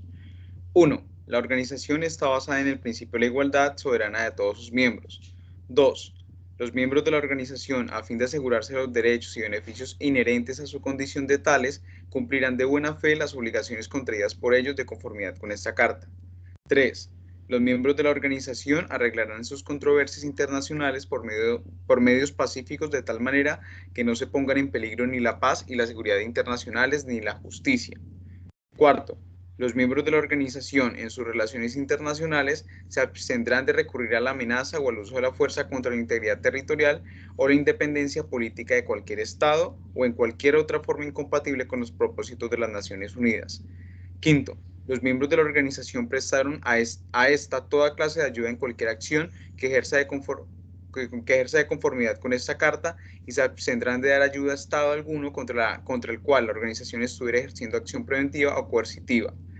6. La organización hará que los estados que no son miembros de las Naciones Unidas se conduzcan de acuerdo con estos principios en la medida que sea necesario para mantener la paz y la seguridad internacionales. Y 7. Ninguna disposición de esta carta autorizará a las Naciones Unidas a intervenir en los asuntos que son esencialmente la jurisdicción interna de los estados, ni obligará a los miembros a someter dichos asuntos a procedimientos de arreglo conforme la presente carta. Pero este principio no se opone a la aplicación de las medidas coercitivas prescritas en el capítulo 7. Explícamelo. Ok, profe. Entonces, lo que nos dice el artículo 2, hablando acerca de los principios, pues generalmente lo que, en términos generales, lo que buscan esos principios y tal vez el fin más claro es mantener, y en muchos de los numerales se menciona, que es mantener esa paz, mantener tal vez esa misma convivencia, dicho en otras palabras, internacional, y asimismo pues trazar una ruta para la acción, una ruta de acción para las mismas Naciones Unidas, teniendo en cuenta que pues nace de una posguerra, nace de la Segunda Guerra Mundial, y teniendo la experiencia ya de las sociedades de naciones, y pues porque en sí pues llamándolo como fracaso de la sociedad de naciones, porque no logró su fin, no logró su objetivo, que era procurar que no se volviera a desatar una primera guerra mundial, perdón, no se volviera a desatar una guerra mundial, pero pues claramente fracasó llegando a la Segunda Guerra Mundial. Pues el objetivo que ahora se traza a la ONU es mantener esa armonía, mantener esa paz y esa seguridad jurídica que se establece pues a nivel internacional, y como se ha venido estableciendo claramente desde unos principios, como lo menciona allí, que es el principio de igualdad soberana, en el principio, hablando de otros términos, de la autodeterminación de los pueblos, y a su vez de la misma injerencia, reconociendo también la soberanía nacional, y a su vez hablando también acerca de la independencia de los mismos estados, ¿no? ¿Cómo así? Pues, Esa última parte. señora. Esa última parte, ¿cómo así que hablando de la independencia de los estados? Claro, pues reconociendo a estados como independientes y no buscando pues en sí digamos como la subordinación de un estado a otro, y eso viene muy de la mano con la igualdad soberana. ¿Ningún estado puede estar subordinado a otro? Pues, profe, partiendo desde la no injerencia y la autodeterminación, desde mi punto, no, porque pues cada estado es soberano y es soberano, y pues esa misma soberanía recae sobre el pueblo, que es el residente, que pues en él reside la soberanía nacional. Sobre el pueblo. Ok, Laura. ¿Me explicas, Señora. por favor, los principios? No, señora. Profe, ¿por qué nosotros? Como por preguntar. Porque estaban pagados de la risa. Yo estoy aquí haciendo mi trabajo y pues no entiendo si les causa tanta gracia, pues cierren la cámara, pero no perjudiquen el desarrollo de la clase. Creo que es la segunda ocasión en la que les llamo la atención, por eso. Entonces, si ustedes están tan adelantados, entonces les pido el favor que le expliquen a sus compañeros qué pasa con los fines que están materializando los propósitos de la Carta de las Naciones Unidas. Entonces, por eso les estoy pidiendo una opinión. Ya Eric dio la... Eric, en resumidas cuentas, pues retoma tanto el principio número 1 como el principio número 6, pero el tema de la autodeterminación de los pueblos es la clara representación del principio número 1. El principio número 2 me parece más como pues a los asuntos que se venían presentando, por ejemplo, el año pasado con el gobierno norteamericano, con pues por ejemplo, cuando se sale del pacto ambiental, no recuerdo bien el nombre, pues me parece más ahí cuando plantea pues que los asuntos se tienen que realizar de forma pacífica, pues con el objetivo principal, ¿no?, que tiene la Carta de las Naciones Unidas, que es preservar la paz. Y nada, pues que el hecho de que se preserve la paz tiene que ir muy de la mano con el reconocimiento de la soberanía de las naciones, y que esto se dé de la mano pues ahí también lo plantea, con las relaciones internacionales en beneficio recíproco. Bien, gracias. Entonces, continuando con el análisis de los principios, ya Eric los leyó muy amablemente.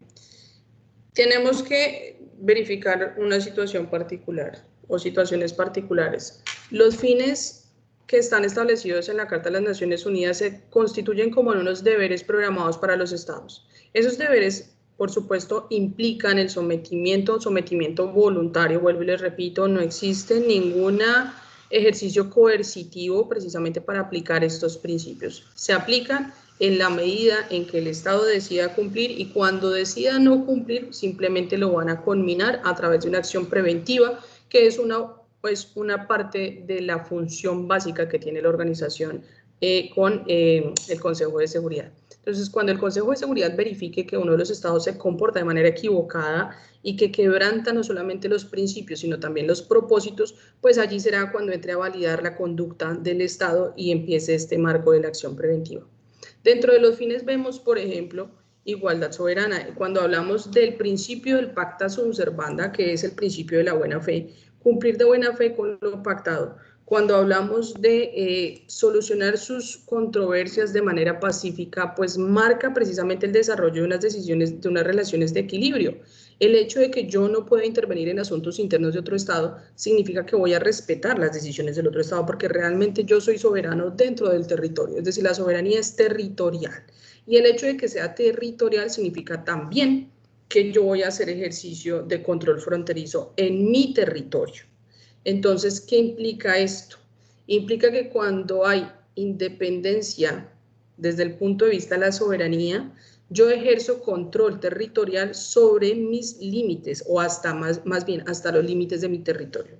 Yo no tengo por qué ir a ejecutar acciones jurisdiccionales en otro territorio.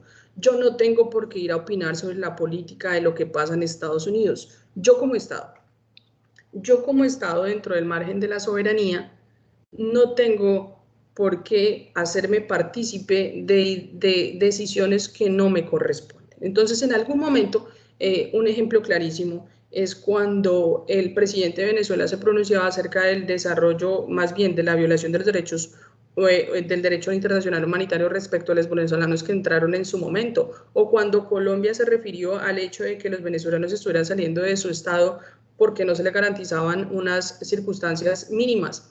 Ese no es asunto nuestro. Ese no es asunto nuestro, no es un asunto que nos competa desde el punto de vista de las relaciones jurídicas que nos corresponde a ese Estado. Nos hablaremos a través de tratados internacionales y a través, por supuesto, de las relaciones diplomáticas que maneje el Ministerio de Relaciones Exteriores. Pero todo eso hace, por supuesto, que se mantenga una etapa de tranquilidad. ¿Por qué? Porque significa respeto. Eso mismo que yo les acabo de decir, respeto, y que les pido a ustedes en esta cadena, sino en el desarrollo de todo lo que es su formación, es respeto. Respeto por los docentes, respeto por los estudiantes, respeto por las instituciones, respeto por las leyes.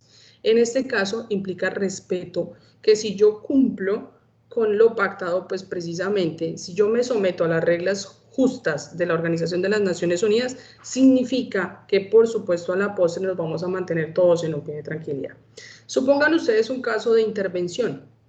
Supongan un caso ustedes en donde el Estado colombiano un día se levanta de mal genio Iván Duque y manda a sus tropas militares a invadir el territorio un territorio contiguo, por ejemplo, con Ecuador.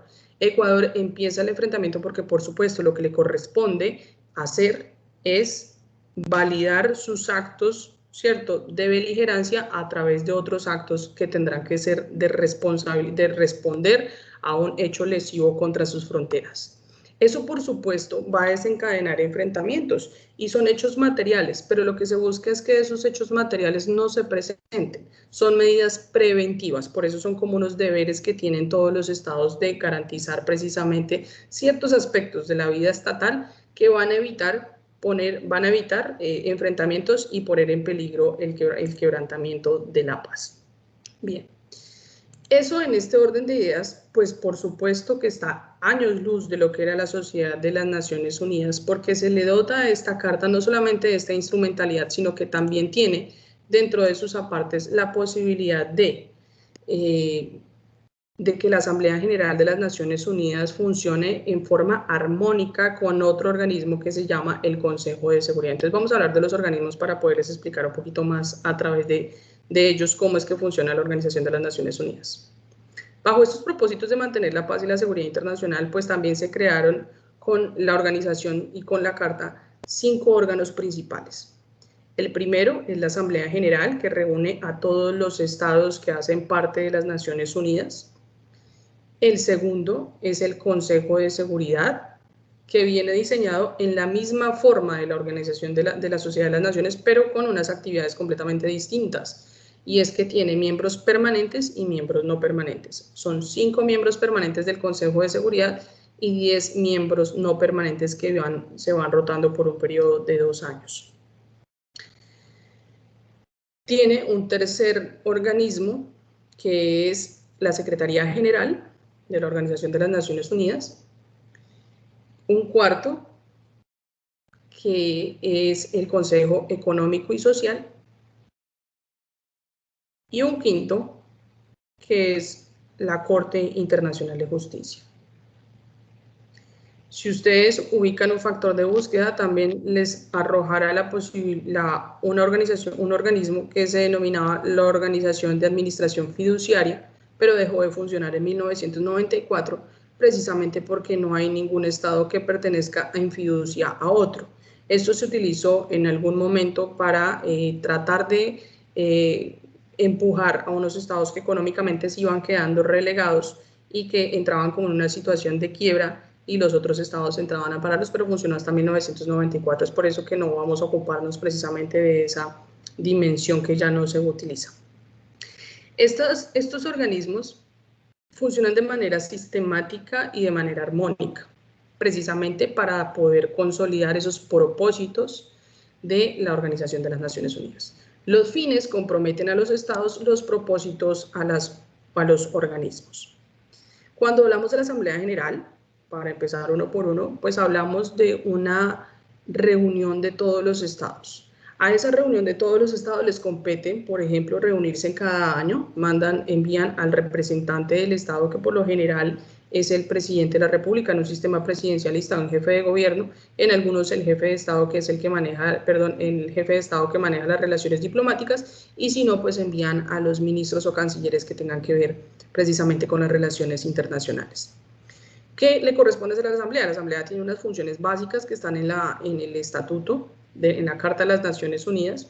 Funciones como, por ejemplo, verificar la necesidad de admitir a un miembro, pero lo hace por sugerencia del Consejo de Seguridad. Es decir, la primera solicitud llega a la Secretaría General, la Secretaría lo conduce al Consejo y el Consejo se lo remite a la Asamblea General, que en últimas será quien decida con las 2/3 partes de los miembros, estados presentes y votantes. Es decir, ese es el quórum decisorio. También le corresponde a la Asamblea General, por supuesto, emerger de ella los tratados internacionales que se discutan en sede de Naciones Unidas, aprobados con las 2/3 partes de los estados presentes y votantes. Es decir, que podría crearse una organización internacional, como por ejemplo en el caso de la Corte Penal Internacional, a través de estas reuniones anuales y en algunos casos reuniones extraordinarias cuando ven la necesidad de involucrar a todos los estados del mundo en un foro único para poder discutir varios asuntos. ¿Qué se discute en la Asamblea de las Naciones Unidas? Todos los temas de Estado, pero son temas que son comunes. Temas como cuáles. Por lo general, Colombia hace sus presentaciones a través de cómo combatir la droga y el delito, y para eso tenemos la UNODOC. Entonces se empiezan a activar toda una cantidad de sistemas para ver cómo pueden ayudar al Estado colombiano precisamente en esta forma de combatir este flagelo, por supuesto, que aqueja nuestra economía y por supuesto nuestra parte social. También se discuten temas de enfrentamientos, temas de independencia o ruptura de la democracia, como en el caso de Venezuela, que fue ampliamente discutido en sede de Naciones Unidas hace más o menos 3 años. Muchos son los temas que se pueden discutir allí, muchos. Se pueden decantar, por ejemplo, derechos del mar, o se pueden discutir ciertos asuntos que van a ser competencia de la mayoría de los estados, y eso es importante en la medida que involucra a la mayoría de los estados, y ellos, conociendo de los problemas de los demás, pueden activar varias posibilidades. Uno es que le pueden entrar a ayudar en forma directa, es decir, con cooperación internacional a través de tratados internacionales. 2, se podrían hacer parte de una organización internacional en la que evidentemente puedan participar para garantizarle cierta sostenibilidad, entre muchas otras posibilidades de coadyuvar a los estados. A la Asamblea General entonces le corresponde precisamente como tratar de agrupar estas necesidades. Hacen parte todos, es decir, que todos tienen voz y voto, exceptuando los estados observadores. Como les decía, el Vaticano es un estado observador, hace poquito fue aceptado como estado completo. Palestina también es un estado observador, todavía no ha sido reconocido por la organización y por eso no es un estado miembro con todas sus características plenas. Bien, eso básicamente, cuando ya estemos en las Naciones Unidas veremos a fondo qué le corresponde hacer a la Asamblea General, pero grosso modo para que entendamos la dimensión de cómo funciona. Ya le doy la palabra a Laura. El Consejo de Seguridad tiene unos miembros permanentes y unos miembros no permanentes, pero como les decía al principio, estaba Reino Unido, Francia, Rusia y Japón y Estados Unidos. Para este caso, los miembros permanentes hoy en día, es decir, los que están consolidados desde 1945 y que no tienen modificación alguna, son China, es decir, Japón cambia por China. Entonces, no es que cambie, sino que en esta Organización de las Naciones Unidas, los miembros permanentes, entonces póngalo, miembros permanentes del Consejo de Seguridad son China, Estados Unidos, Francia,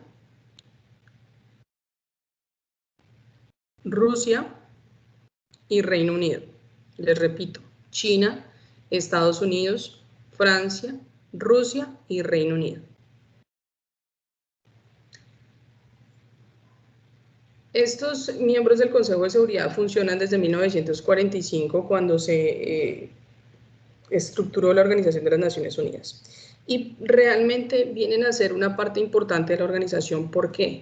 Porque a través de la decisión de los miembros permanentes, los otros 10 se van rotando cada 2 años y tienen una forma de elección respecto a la composición geográfica del mundo, es decir, son 5 continentes, van escogiendo de a 2 por continente siempre y cuando no tengan relación directa con algún asunto que esté adelantando la organización. Entonces, en un proceso de escogencia y de selección por continente, escogen de a 2 y los van rotando cada 2 años con interrupción de 1 para que no haya modificación, para que no haya corte como en el Congreso, que llegan todos nuevos, todos se van y todos llegan al mismo tiempo, sino que se van rotando para efectos de ese compromiso cada año.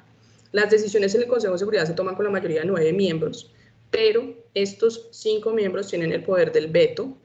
El poder del veto implica que si hay una decisión que han tomado los 9 no permanentes y uno de ellos dice no, pues simplemente la decisión no puede salir porque tienen esta característica de ser como una suprema autoridad respecto del orden mundial. Laura. Señora. Profe, esto pues primero iba a preguntar que cómo se elegían los 10 miembros, ya su merced nos dijo que son 2 por continente, pero ¿qué métodos se utilizan para escoger a esas 2 personas por continente que van a... Es un proceso de selección de seguridad. Es un proceso de selección que hace... ¿Señora? De sorteo, es un proceso de selección que hace la Asamblea General cada año. ¿Listo? Y profe, otra cosa, su merced dijo que pues que los miembros permanentes, pues que era importante la presencia de ellos, pero pues luego retomó otra idea y dejó ahí, entonces no sé si ahí está haciendo falta algo. Bien. Es importante la presencia de ellos a nivel mundial. ¿Por qué? Porque realmente hacen parte de la estructura de poder, de represión de la Organización de las Naciones Unidas.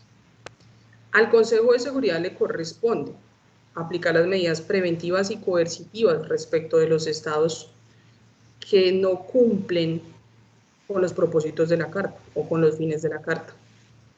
Entonces, ¿cómo inicia una acción preventiva? Vuelvo y les repito, a través de recomendaciones, le invitan al Estado para que se mantenga en un pie de tranquilidad o que cumpla con los postulados de la Corte, de la Carta, y eso va a hacer que el Estado haga 2 cosas. Una, que se aplique, que era como cuando uno lo apuntaban en el observador del colegio, u otra, que simplemente decida no cumplir y podría ser objeto de acciones coercitivas. Esas acciones coercitivas que le corresponde aplicar al Consejo de Seguridad, por eso es la importancia en las decisiones, o sea, son importantes. ¿Por qué? Miren ustedes que estando estos estados, China, Estados Unidos, Reino Unido, Francia y Rusia, pues son potencias que realmente deciden no enfrentarse. ¿Por qué? ¿Por qué no se enfrentan? Porque realmente están manejando una parte muy importante de las decisiones del mundo. Si uno decide enfrentarse al otro podría desencadenar, por supuesto, en una tercera guerra mundial, porque empiezan a llamar unos amigos de otros. Entonces, estos enfrentamientos que normalmente vemos realmente son enfrentamientos momentáneos, enfrentamientos que realmente distan mucho de la realidad respecto de lo que pueden hacer. ¿Por qué? Cuando les hablo de las acciones preventivas y las acciones coercitivas, por ejemplo, en una acción preventiva, supongan ustedes que toman una decisión 9 miembros, entre los permanentes y los no permanentes, pero supongamos que Francia no está de acuerdo con la decisión, simplemente dice, no estoy de acuerdo con la decisión de enviar una acción preventiva al Estado de Ecuador por comportarse contrario a los principios y a los propósitos de la Carta, entonces esa decisión no va a salir del Consejo de Seguridad.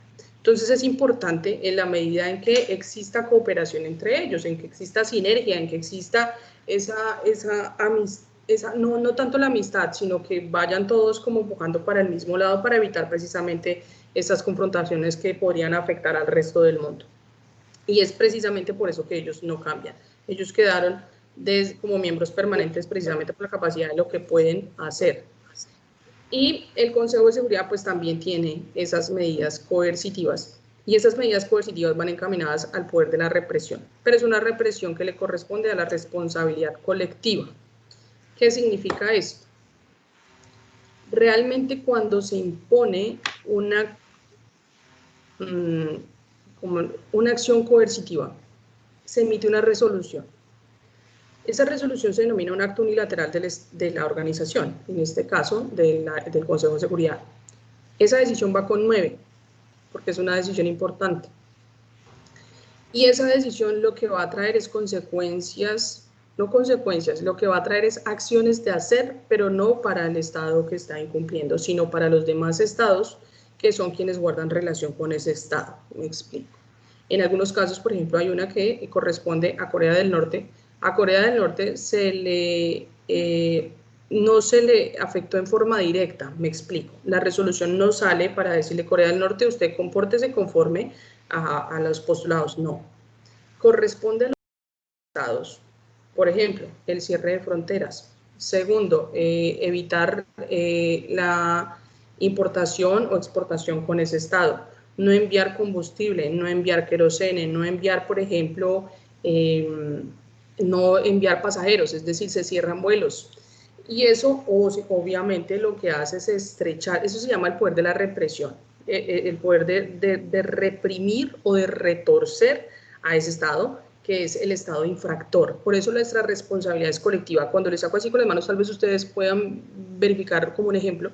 Si fuéramos varios estados, empiezan a apretar. ¿Por qué? Porque empezamos a dejar de manejar relaciones comerciales con ellos. Es decir, que corresponde a los estados empezar a emerger esa necesidad de que el otro, el que está siendo infractor, se vuelva, por supuesto, a esa fase de cumplir. ¿Por qué? Porque eso podría afectarlo, podría no, obviamente lo va a afectar económicamente. Si le cierran fluvial, si le cierran aéreo, si no le mandan combustible, si es demandante de petróleo, pues obviamente el Estado va a tener problemas. Eso fue lo que pasó en su momento y ese es el poder de la responsabilidad colectiva, es decir, la responsabilidad que tenemos todos los Estados precisamente para que podamos mantenernos en este pie de tranquilidad. Ahora bien, ¿qué le corresponde hacer? Y el Consejo de Seguridad también, pero es que bueno, nos estamos adelantando mucho en el tiempo, pero el Consejo de Seguridad también tiene a su cargo un organismo adscrito que se llama el Consejo de Estado Mayor o el Comité de Estado Mayor. Ese Consejo de Estado o Comité de Estado Mayor es el brazo militar de la Organización de las Naciones Unidas y está compuesto por los ejércitos de esos 5 miembros principales, más los ejércitos del mundo, por así decirlo. Pero no hablemos de ejércitos en forma armamentista, sino hablemos de ejércitos también desde el tipo humanitario. Ese Consejo de Estado Mayor es el que decide si hay intervención o no en determinado momento a través de sus tropas militares. Esas tropas militares significa que todos los estados van a enviar sus tropas por orden de tratados internacionales. Colombia, por ejemplo, tiene uno que acaba de ratificar en el 2019 y tiene que ver precisamente con la necesidad de que la Organización de las Naciones Unidas, en el momento en que se lo requiera, a través del Consejo de Estado Mayor, va a enviar tropas militares de corte aéreo, de tipo logístico, entre otras, de conformidad con lo que le pida la organización. Señor, dime. Profe, el Consejo de Estado Mayor, hay una organización, o en sí el ejército, a un ejército se le llama de ejército de cascos azules. ¿Es el mismo del Consejo de Estado Mayor? No, el ejército no se llama el ejército, los cascos azules son un grupo de esos que pueden salir del ejército que prestan ayudas humanitarias. Ellos van en sede de misión humanitaria o van precisamente para tratar de soslayar o para tratar de ayudar en ciertos aspectos de falencia en un territorio. Eso fue lo que pasó, por ejemplo, en Ruanda. Ellos no hicieron ninguna intervención armada porque el Consejo de Seguridad no lo aprobó. Lo que hicieron fue sacar a mujeres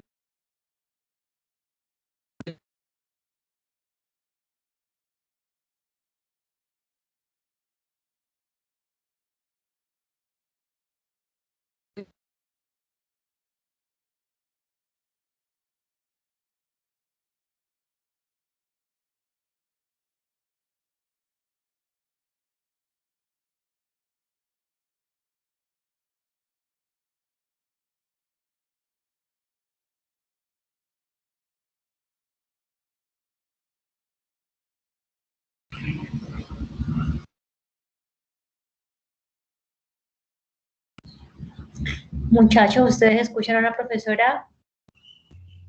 No, No, la verdad tampoco, no, como que le fue el internet.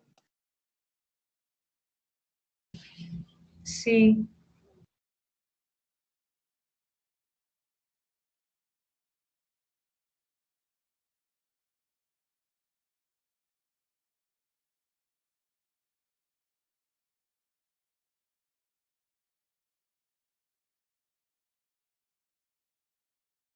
está escribiendo algo en el grupo. Que dejemos hasta aquí. Ah, bueno, muchachos, todo bien. Vale, Eric, gracias.